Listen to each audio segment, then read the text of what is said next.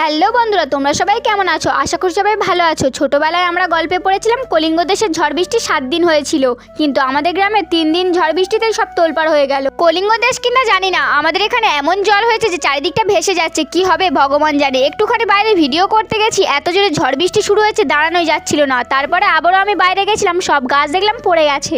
বারবার হাওয়ায় গাছগুলো দেখো তারের উপরে পড়ে পড়ে তারটা কেটে গেছে। দেখতে পাচ্ছ তোমরা তারটা কত বড় ছিঁড়ে গেছে, তাই কারেন্টও চলে গেছে আমাদের এখানে। আর এত জোরে ঝড় বৃষ্টি হচ্ছিল যে গাছগুলো থামবে কি, মানুষ রাস্তায় যেতে পারছে না। এই গাছগুলোর মাথাগুলো পুরো ভেঙে গেছে, আর আমার মাথার চুলগুলো এমনিই পড়ছে, সব উড়িয়ে নিয়ে যাবে এই ঝড়ে।